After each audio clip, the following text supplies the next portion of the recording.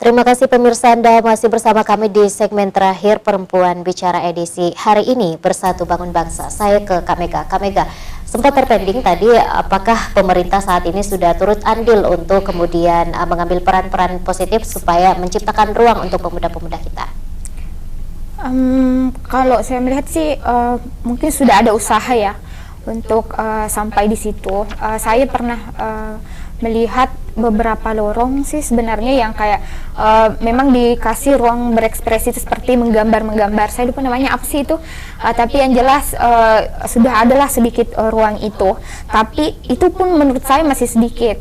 Kenapa? Karena alih-alih sebenarnya memberikan edukasi kepada masyarakat ataupun pemuda yang sering melakukan pergolakan pemberontakan batin ini, mungkin karena ada pergolakan batin itu, karena yang ada itu mereka malah sering diserang juga kan. Mungkin kalau melakukan penyerangan akhirnya datang juga misalnya aparat yang represif kemudian kepada anak-anak itu. Nah, itu menurut saya metode pendekatannya juga belum tepat kalau menurut saya, karena ketika sesuatu yang represif kemudian dilawan dengan sesuatu yang represif juga, akhirnya akan melahirkan pemberontakan baru, bukan menyelesaikan masalah.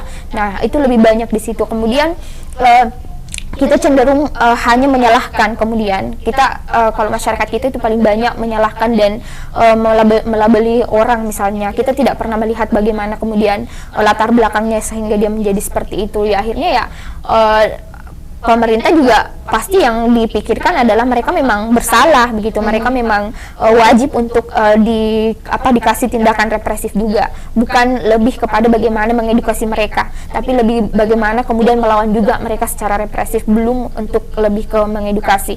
Adapun mungkin yang di lorong-lorong itu yang saya pikir mengisi ya memang juga mereka yang punya akses begitu. Nah, tidak lebih kepada mereka ini yang mungkin tidak, aktivitas hariannya tidak ada atau apa, akhirnya ya itulah yang kemudian menjadi ekspresi mereka gitu. Oke, lalu seperti apa harusnya untuk pemuda-pemuda saat ini menurut Kak Mega? Saya sih kalau pemuda harusnya saat ini ya dia harus aktif begitu untuk melihat ruang-ruang juga begitu. Nah, karena sebenarnya kalau bicara soal apalagi namanya pemuda, itu sejarah bangsa kita ini itu lahir dari pemuda itu sebenarnya. Berpikir artinya karena adanya mungkin semangat yang menggebu-gebu dari pemuda itu ya, kita harus melihat dari situ bahwa kita harus mengambil peran di negara ini. Kita harus mengambil peran di negara ini, dan saya sepakat dengan apa yang dibilang oleh Tan Malaka bahwa idealisme itu sebenarnya hanya dimiliki oleh pemuda. Nah, ketika idealisme itu hanya dimiliki oleh pemuda, maka otomatis sebenarnya masa depan bangsa ini ada di pemuda. Nah, ketika pemuda itu sendiri tidak mau mengambil peran di negara ini, ya akan berlanjutlah kemudian masa-masa sengkarut yang ada di Indonesia seperti korupsi dan lain sebagainya, karena orang sudah kalau usia tua itu mohon maaf saja mungkin lebih berpikir realistis, memperkaya diri sendiri dan lain sebagainya, tidak pada usia yang menggebu-gebu yang kemudian memang berpikir visioner yang bisa melahirkan apalagi namanya perubahan-perubahan atau revolusi-revolusi yang baru lah begitu. Kalau dulu ada Munir, ada Tan Malaka dan lain sebagainya yang kemudian berani menyuarakan tentang revolusi-revolusi, nah mungkin kenapa kita tidak juga berani untuk menyuarakan revolusi-revolusi baru yang tidak mesti sama juga perannya dengan Munir, tidak mesti sama perannya dengan Tan Malaka, tapi lebih kepada mengoptimalkan apa yang selama ini sudah menjadi gerakannya yang baik begitu, seperti mungkin peran-perannya tadi, saya misalnya di NGO mengoptimalkan peran-peran saya mendampingi masyarakat, begitupun Kak Ocha dan juga guru atau apapun profesinya, dokter Kak apa itu, ya harus mengambil peran dan mengoptimalkan peran itu sih sebenarnya. Oke, luar biasa. Saya ke Kak Ocha. Kak Ocha, apa yang harus dimiliki oleh pemuda-pemuda kita saat ini, Kak Ocha? Ya, kalau Mega bilang tadi pemuda itu harus mengoptimalkan ruang. Kalau saya mungkin pemuda ini harus pandai melihat peluang, ya, karena ya kedepannya pemuda ini harus lebih cepat. Era kita sekarang ini semakin cepat, pembangunan juga semakin cepat. Jadi di tengah arus yang semakin cepat ini, bagaimana pemuda mampu melihat peluang yang ada dalam pergerakan ini. Ya, dan hal apa yang harus dimiliki pemuda, ya spirit perjuangan, keindonesiaan, keislaman. Kalau kita yang dalam beragama Islam, spirit itu harus kita miliki. Dalam artian bahwa meskipun kita melihat banyak peluang, tapi kita menafikan tentang siapa kita misalnya kan, bangsa apa kita misalnya, bangsa Indonesia. Nah ini kemudian hanya akan menjadi hal-hal yang mungkin melenceng dari tujuan kita sebagai seorang pemuda. Jadi ruang, peluang, dan ideologi kita, idealisme kita itu harus berjalan beriringan. Karena kita sebenarnya di Indonesia tidak kekurangan pemuda-pemuda yang cerdas. Ya, kita tidak kekurangan pemuda yang cerdas, tetapi bagaimana pemuda-pemuda yang cerdas ini bisa mendapatkan ruang dan peluang, itu yang harus menjadi catatan untuk kita semua. Bagaimana orang-orang cerdas ini bisa memiliki ruangnya masing-masing, peluangnya masing-masing, dan dioptimalkan dengan sebaik mungkin.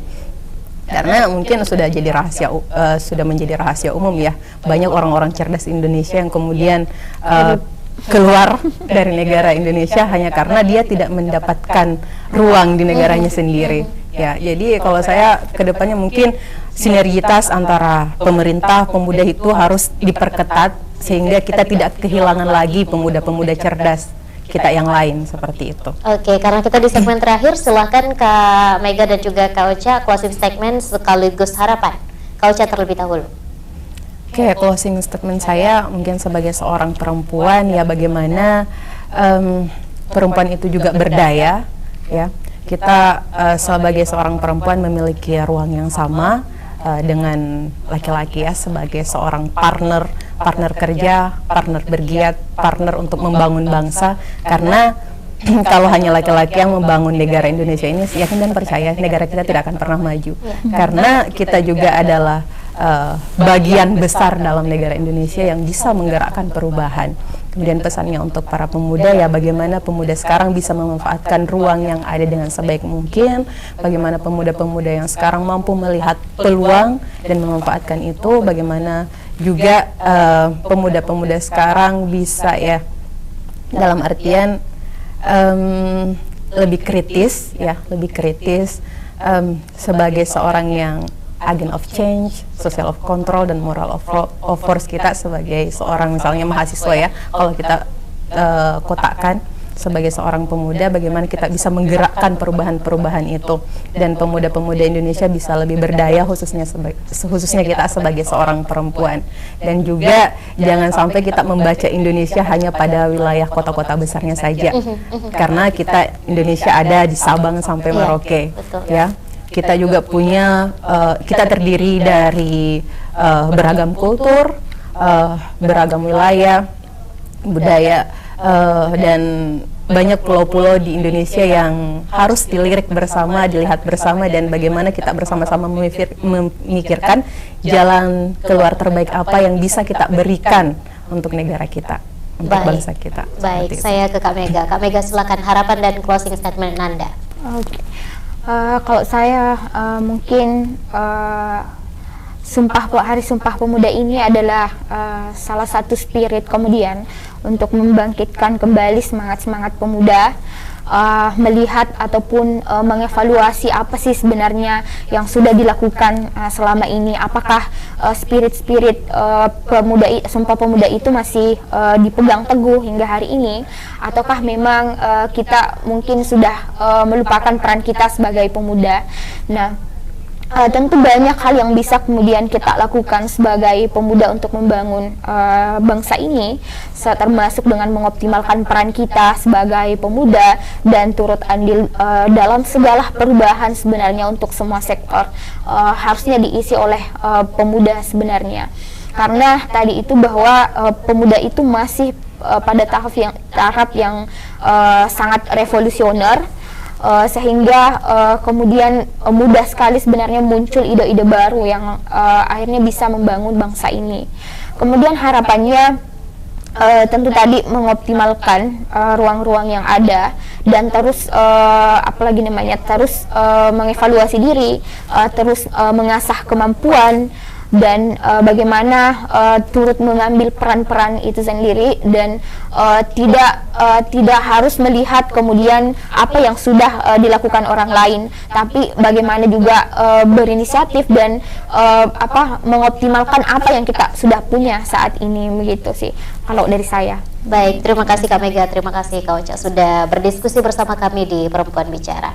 Tentu saja pemirsa, kita berharap bahwa pemuda-pemuda kita juga khususnya perempuan mengambil peran-peran terbaik di masyarakat sesuai dengan background masing-masing, karena para pemuda ini berkontribusi besar untuk pembangunan bangsa. Seperti yang diungkapkan oleh Bung Karno yang mengatakan bahwa berikan aku 1000 orang tua maka akan kujabut Gunung Semeru, dan berikan aku hanya 10 pemuda maka akan kuguncangkan dunia. Saya Rafika Mustaqimah Wardah pamit. Wassalamualaikum warahmatullahi wabarakatuh.